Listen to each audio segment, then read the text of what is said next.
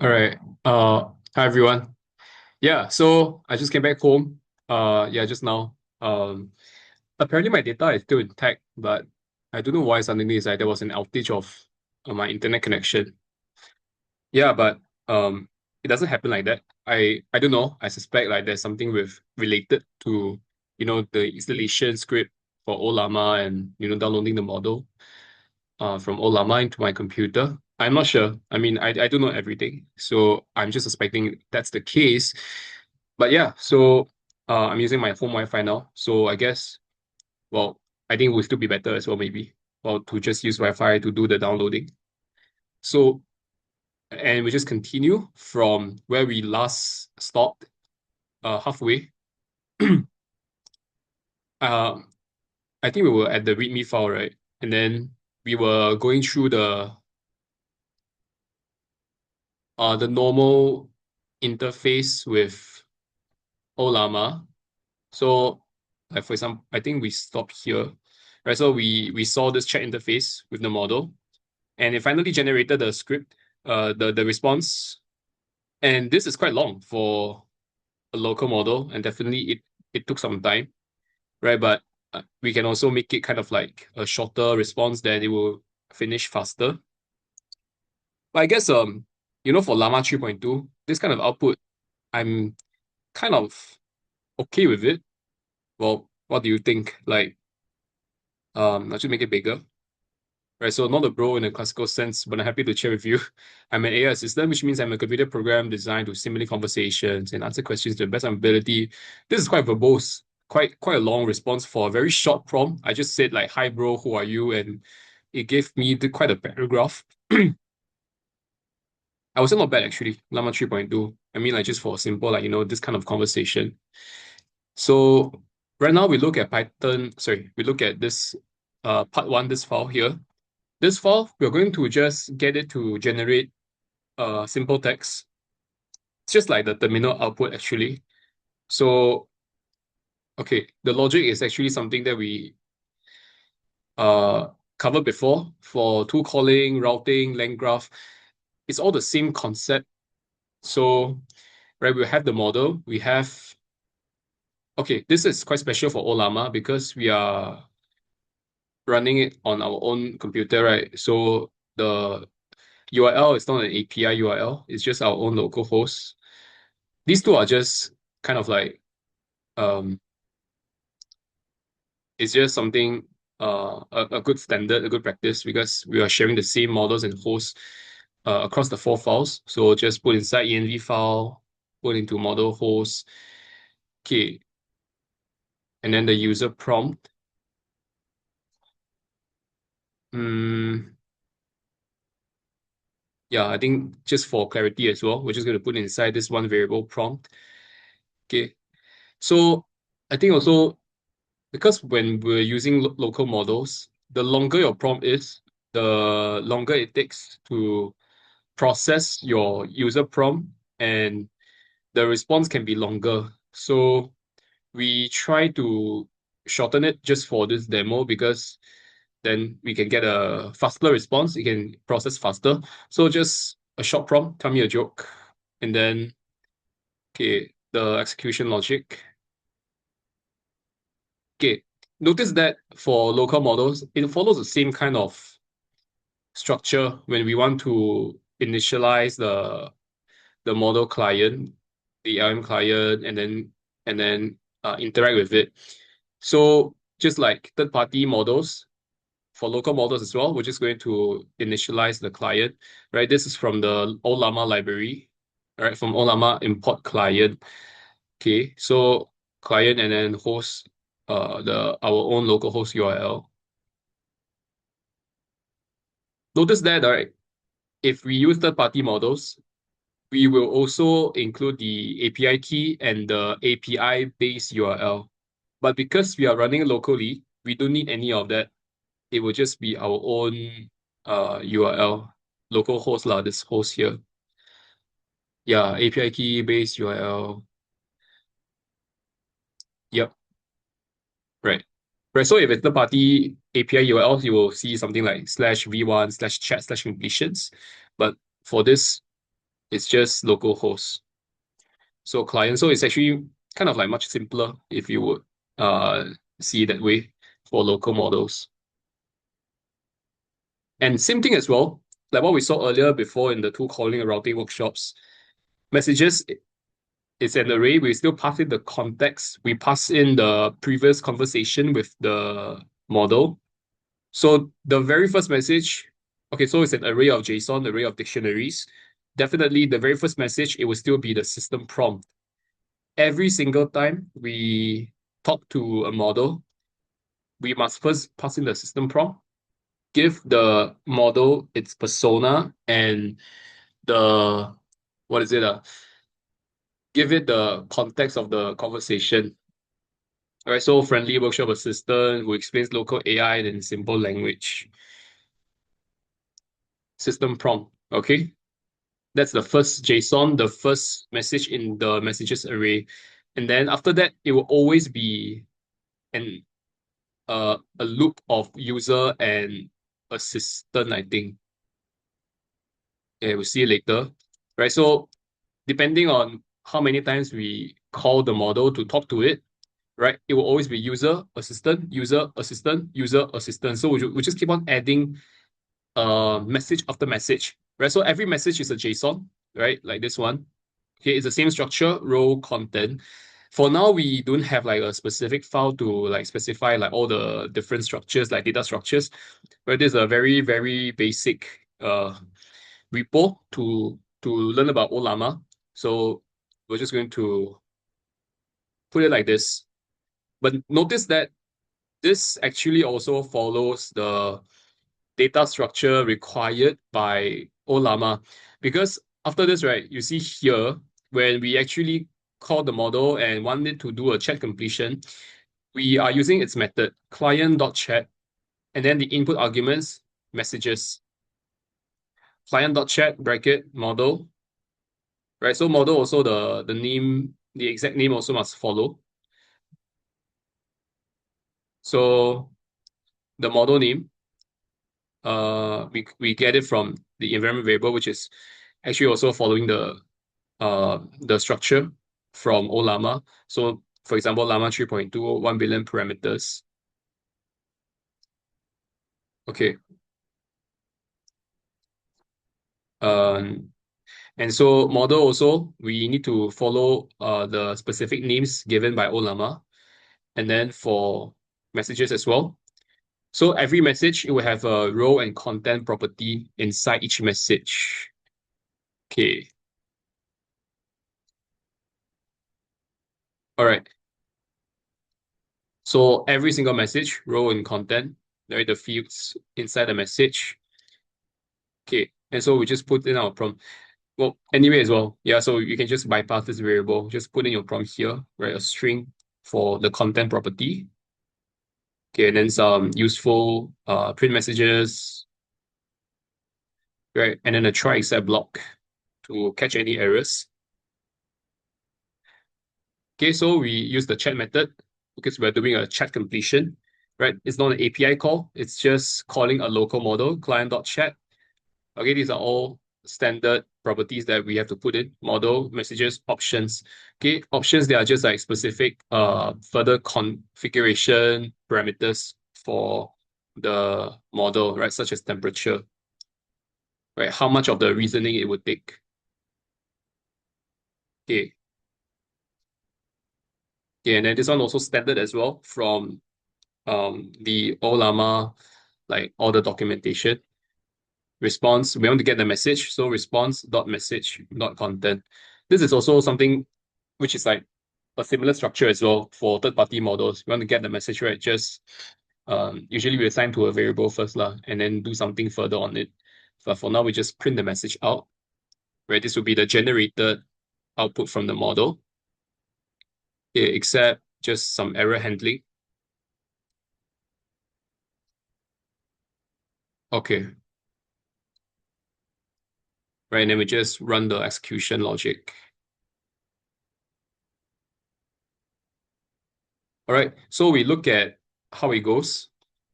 Make sure that before we run the files, we also need to be inside the virtual environment. So right, you can see here, right, because the packages are inside the virtual environment, right, on the left here, in the repo, all the packages are inside the virtual environment. So you have to enter the virtual environment first to run the files, the Python files. So what we do is we just run source.env bin activate. This is for WSL and Mac OS. For Windows, right? So back to the README file. Just run your command, right? .venv/bin/activate. Okay.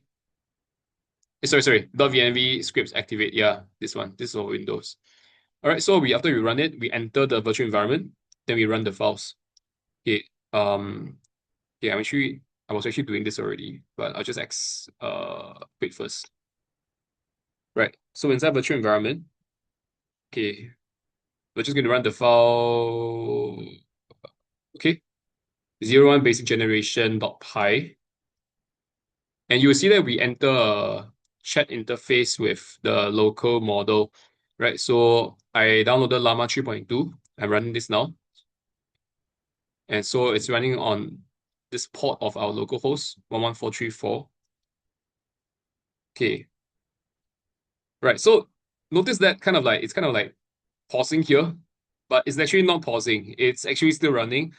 Remember that for Ollama, it's very slow. So yeah, we'll have to wait.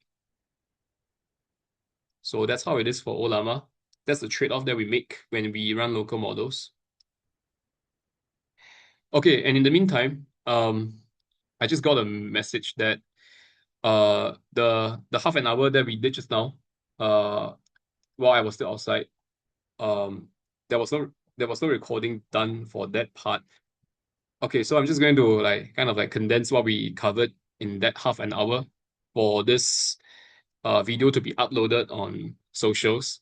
Basically, we kind of did an introduction for Ollama, right? So yeah, while waiting for the response from the model, just gonna go through what we did for the first half hour, right? So went through the README file. Basically, what Ollama is all about, right? It's about serving a model locally, right? So no more API calls to third-party models, no more all the money being spent right over there. But most importantly, it's not about the money, but also data privacy.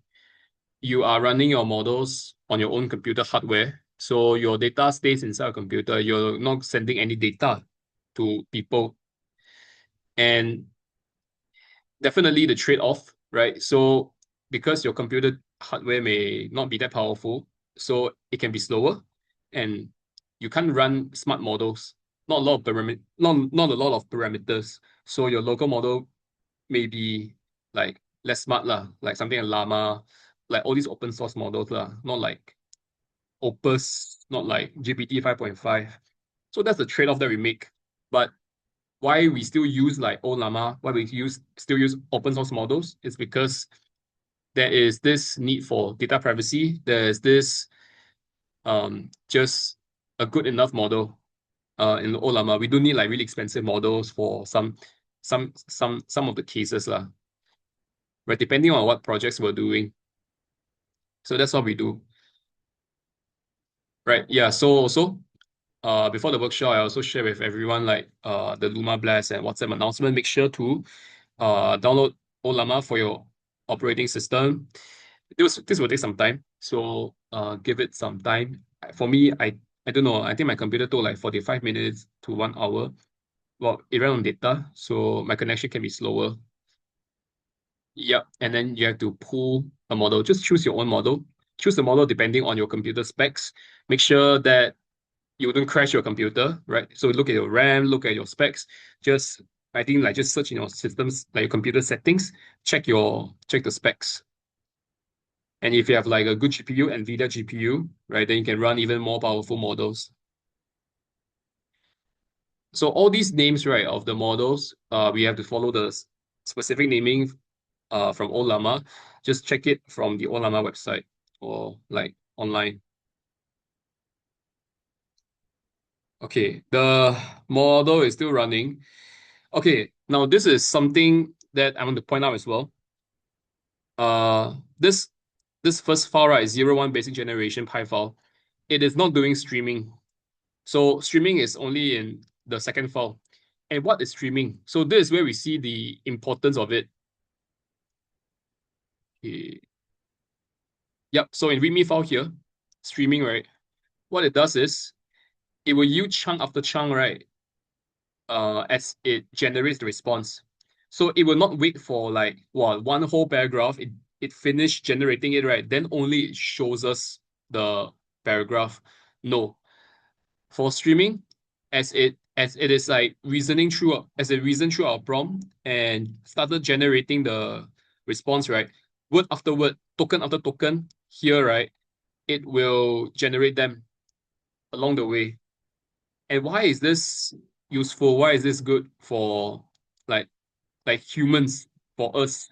Because then we know that it is running. We know we can control our patience, right? So we can get impatient, but to see the text, right, being streamed along the way, then okay, at least we have some answer already, right? We can already kind of read through them. So that's why we do streaming. And so we'll see later for part two, we can see the thing being generated letter after letter. Right. So I'm going to exit this first file because this is really taking a long time. Local models, they takes time. So I'm going to exit. And now let's run the second file. What is it? Streaming chat. Hey, sorry. Okay. Right. So again, we enter like a chat interface, and I'm just going to put in some stuff lah. So, ha ha ha. And notice that the response will be quite fast, right? So token after token, the thing will be generated. And notice that it's not fast per se, but why it doesn't look fast is because of the streaming. Token after token, it will be streamed to the terminal output. But okay lah, honestly, it's still quite slow lah.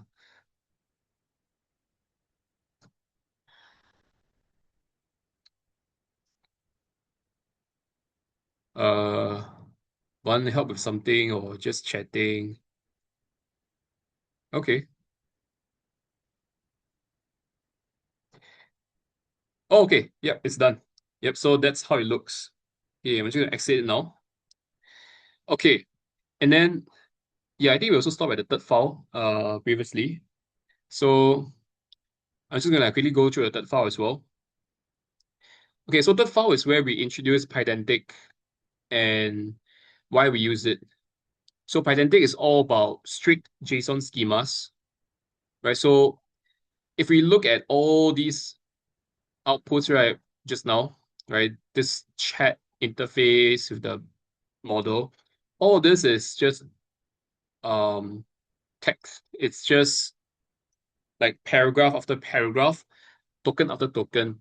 So this can be messy for certain use cases when we want it to be structured. And how do we structure the model's response? We do it through the formatting of this output. So this is where Pydantic comes in. Pydantic is all about making sure that the output of the model and also our input into the model, right? Everything is structured. So it's all about the JSON schema, right? So we go to the third file here.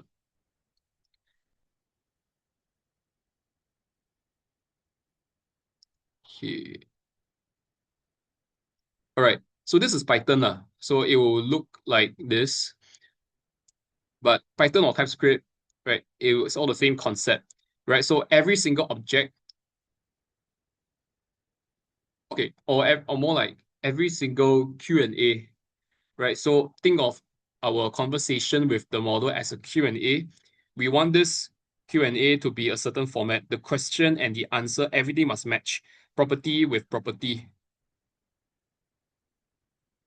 So this is our Q&A attendee. We want to ask and answer about something about attendee, and then the different things that we are going to ask and the different things that the model is going to output, everything must be following these different properties, the fields here for this object called attendee, name, role, city, email, remote. We specify to the model that we want these answers. What is the name? What is the role? What is the city? Blah, blah, blah. And then the model will answer accordingly, give an answer to each of these fields. Okay. Okay. Right, so same thing again. We will initialize the client, and then there will be a system prompt, is it? Sorry, this is a user prompt.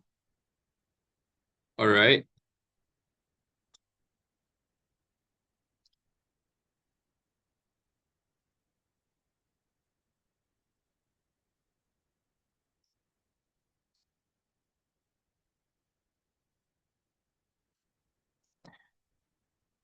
Yep, the user prompt. So same thing again. We'll pass in the model name, model, and then also the previous conversation, the context, messages array, right? Model name, messages array, and then format.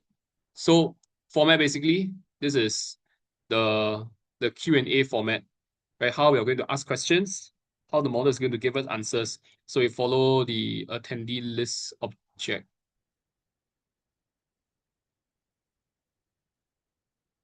Oh, which is actually taking from the parent class of attendee lah. Okay. So we define here already in the attendee object.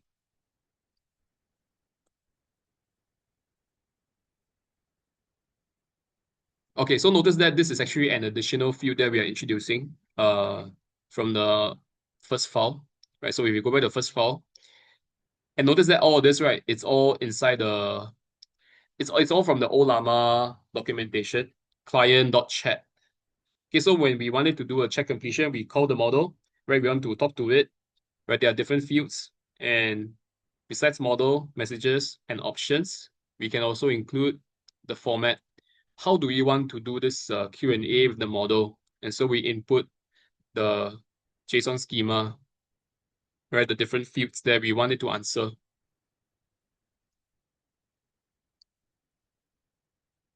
All right, and you can also control the temperature. So why I put 0? Because this is the fastest, right? The lower the temperature, then it can reason, it can process faster, give us the output faster. But definitely, like it would not be as smart. But right now, we will just prioritize speed.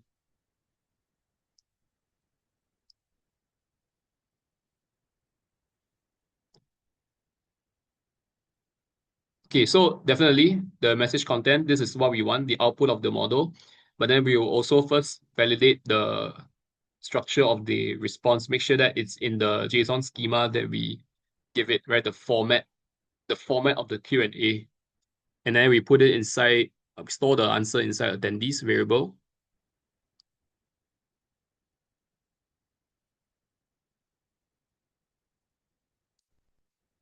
Yep, so that's it. Now we're going to look at the third file, and you will see that it will be structured output, right? Because attendees is already in the JSON structure following the format. And then we will look through all the attendees and then print them. Now, when we print them, you will see that this will be a JSON kind of structure. All right. So we go through the third file here. All right. So make sure again, virtual environment. And then, okay. 03 structured outputs.py. All right. So it's still running. This is something that we had in the all the print statements lah. Where is it? Oh, okay. Yeah, so we printed all this, and now the model is running we're running the chat method. So we are calling the model, right? Based on the model name, pass in the messages, format, options, and it's now running. And then we store the output inside response. So it's still running as well. Uh,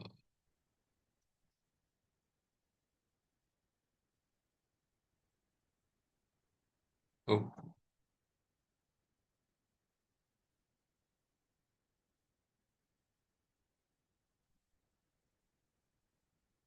right. So again, it will take some time for it to generate. And I think this doesn't have streaming. So yeah, we can only see any output, right, once the entire thing is generated out. So this will really take some time. And because we have three attendees, right? Three attendees, so three JSON objects. And yeah, that will going to be it will give some workload lah to the model. So yeah, I think we can just skip this. We can see this later as well. Okay, and then for the fourth file, this is just a nod to what we did before tool calling. So it's all the same thing actually. All the tool calling logic, just that we are changing the brain from third-party model to a local model. And also, besides TypeScript, we can also write it in Python. And same thing as well. We're going to use the client class from Ollama, and then initialize the client. Okay. So user prompt as well. Mm, now we're going to give a tool to the model. So just one tool, hard-coded. I think it's hard-coded. Yeah, so just some hard-coded logic, a dictionary of different values for different properties, the cities lah in this case.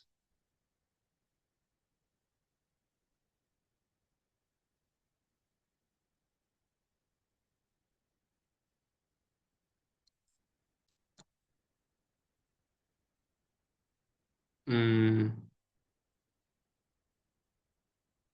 oh, okay. Right.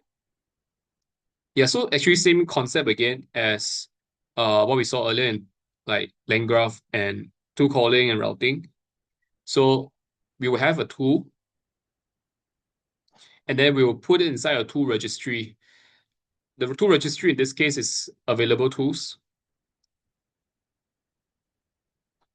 So the structure is just a bit different. It's like by right the tool registry is an array of uh the tools. Right now it's just like a JSON object and then the different properties are the tools. But the concept, right, just make sure the concept, well, you can kind of like understand it, basically array or like a collection or anything, right? So we have a tool registry, and inside the registry, we have different tools. Right now, we just have one tool here, and same thing as well. So we have tools, and then we also have messages, right? So just remember the concept here, tools, and then messages, an array of messages. First message, system. Second message, the user prompt. Okay, the content are user prompt. And after that would be assistant, and then user, assistant, user, assistant, right? The assistant is the model. Okay, try except block again. Okay, while true. So we're just going to make it loop forever. And then only exit when we control C, right, in the terminal. So same thing again, right? So just call the check method, check completion, and then same arguments, model name, messages array. Okay, now we're going to introduce tools. So this is the same as third-party models as well. When we do the API calls, we pass in the tool registry. For this case, apparently it's, oh wait, yeah. So actually, yeah, this is an array, right? Tool registries, they are all arrays. Okay, tools array of just one tool for now, get weather, and then options. Okay, right. So once we're done, we just keep on appending the message, right? Add on to the context, right? We keep on looping, then we keep on adding the messages.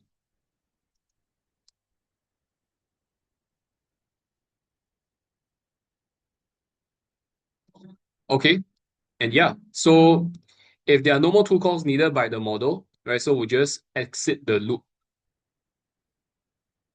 right? Not response, not message tool calls. So this is actually the same format as third-party models as well, right? Whenever we call the model gives us back an answer. Then we check the tool calls property. So this is standard property across all like responses from models, where we also saw this in the tool calling and routing the workshops there, the third-party calls. When it gives us the response, right, there will be this property response dot message dot tool calls. So just well, if there are two calls to be made, then we just execute them accordingly. Right, call the relevant functions to do the two calls. But for now, then if there are none, then we just exit the loop already. Right? But if there are, right, so just look through the two calls. Right? For TypeScript, what we saw earlier that time, it would just be a map function, and then just do an arrow function for each of the two calls, execute them, and then store the what's that? The two result message inside the inside some array, right? And then just keep on passing to the model again for the context. And then again as well, if either max iterations reached or no more two calls, then we just exit. So these are all actually the same structure, if you can notice this. And notice, right, that we didn't even like define the all these properties in any of our files. This tool call is from the response.message. And this response.message is from the the right the response coming from the model, right, local model, which is from the Ollama library, right, client.chat response, right, this is from Ollama library. So all of this is actually standard. Notice that no third party API calls or local model calls, we are all actually learning the same thing. We are all learning the same foundations for agentic AI, right? Check completion, the same parameters, model, messages, tools, options, and then you will get, right, these properties for tool calls. Every single tool call, right? Function, name, function, arguments. So it's actually very helpful, right, to learn this, and then you can just do any kind of models you want after this. Okay, and then for all these tool calls, right? So we're going to look through all the tool calls, and then right. So then we match the tool inside the registry available tools. Okay, and then we'll run it. Tool result. Yeah, this one. Right. So tool result, then tool function. Right, and then pass in the arguments. Okay, and then we pass in all the tool result messages. Every single tool call, once done, pass the message from the tool into the entire context messages array, right? Everything is a JSON, and just that right now, besides raw and content, right, that we saw earlier for system and user, we also pass in the tool name for the message by the tool. Okay, now we're going to run this file, okay, and let's see what the output is with a local model. Wow, okay, it's still running. This is for the third file. Yeah, so it would really take some time. Okay, but we'll not wait. We'll just open another terminal and check out the file, the fourth file. So same thing again. Oh wait, okay, I need to enter the virtual environment first, right? So source for WSL Mac OS lah. So source, what is it again? .vnv /bin /activate. Okay, enter the virtual environment, and now we run the file Python 3. Okay, this is for WSL Mac OS. We add a 3 behind the Python. For PowerShell, Windows, right, I think it's just Python. Okay, Python 3, run the file 04 local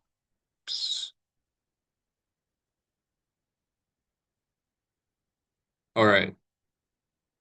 All right. These are all the print messages. So we are now at user question, right? Right. So we are here. Okay, we ran all the print messages and now we are doing the try except block. Okay, so we are calling the model. We're doing a check completion. Okay, so same thing as the third file. It's still running. But yeah, I guess we're not going to wait anymore.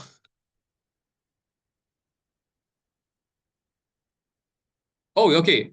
Right, so this is the output from the output from the model for the third file. It just finished. And notice that, right? So unlike the second file streaming, this the whole thing will come out only after the whole thing is generated. Right? So it will not be one after one of like token after token. It will just be every single thing, the whole thing, right, generated out, then only then it will print out the this output. So it's quite bad lah. Like you kind of feel impatient, then yeah, that wouldn't be good. But let's look at the what the output is. Okay, so what was the third file about? Right? So basically, okay, back to the third file. Right? So they are like different attendees. So like there's this raw nodes, right? We want to pass it into a JSON structured output. Right? We pass this into okay, dot model JSON schema, respond to message content, attendee list, prompt. Ah yeah, right. Yeah, so we pass in the like this raw nodes into the user prompt, right? We want to put into the what's that? The local model. We give all these raw nodes into the local model. We want the local model to make this like a proper structure, a proper format for all these attendees. Right. So look at this. Right. So consider this to be a messy kind of like notes lah, raw notes, right? So everything is like, like all this like English, and you don't want to read all this, right? It looks like messy like that. So we put this into the user prompt, put this into the local model, and it will output everything in a structured way. So this is what Pydantic does, right? So validate that. Pydantic is all about validation, type validation, making sure that this is the output, right? It matches your JSON schema that you give to the model, right? What you told the model, the Q&A format, right? You want to have name, role, city, email, remote. So we put inside the attendee list class. So this is where we use Pydantic, right? So Pydantic, right? Base model, root model, right? This is all from the Pydantic library. So base model is the attendee, and then attendee list is a root model. So it just refers to the attendee model. Models basically, like just think of it as structures, the formatting, the format, and then we tell. So when we run the logic, when the output is given from the model, right, we just use Pydantic, right? In this case, attendee list, right? We just validate the JSON, right? We use Pydantic to validate that this answer from the model, it follows the structure that we require it to follow. Okay, so everything here, as you can see, it is structure output. Right, so validated JSON and then attendees model dump JSON. Right, so we print out the attendees one by one.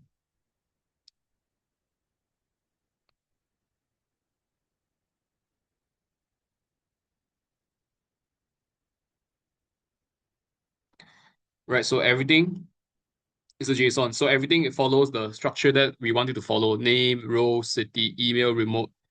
Right, so this is in the format of an array of JSON, right, for their individual Python objects, right? So same thing as well.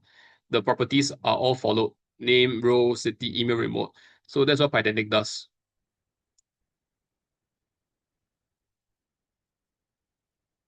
Okay, let's look back at the fourth file. And wait, is it done? This is Yeah, all right. Yeah, so this is actually the output already. Yeah, output from the model. So user question, right? We stop here, right? And now, right, so it's actually running. The first tool call, right? Because we only have one tool, so it will just keep on calling the same tool, right? So because we have a while loop, right? So back in the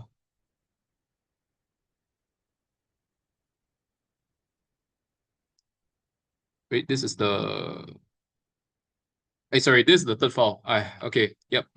In the fourth file, right? So in our execution logic, right? While true, right? So we are looping it loop after loop after loop until it feels that okay, we don't need any more tool calls, right? And then it just tells us, okay, I don't want any more tool calls, response or message to tool calls, then only then it breaks. Right. So we are not specifying any maximum number of iterations. So the only way to break the loop is when the model feels that, okay, like no more tool calls. Right. So it's just going to keep on iterating. All right. So at first, Singapore and then San Francisco. I think it's just what's the user prompt? User question. Eh, compare the weather in Singapore and San Francisco, which sounds warmer. Oh, no wonder. Yeah. So as you can see, what the model is doing, the local model, just like third-party model as well, basically, right? So just give it any brain, and then it will reason through the user prompt. So it will know that, okay, first, I want to get the weather from Singapore, weather in Singapore, and also second, weather in San Francisco. Okay, now I have the two values, then make the comparison, right? Mathematical operation, which city sounds warmer. So it is doing the reasoning, or should I say it may have reached the output printing part. So again, because okay, we can put in more print messages, but then yeah, for now we can't see it. There's no streaming as well. Yep. So basically that's it. And um yeah, so that's Ollama. I wouldn't recommend using Ollama. Well, we can just do like API calls to third-party models. I mean, we don't really like need to use the expensive models as well. And I guess like for like like side projects, we don't really make API calls that often as well. So again, like look at your use cases.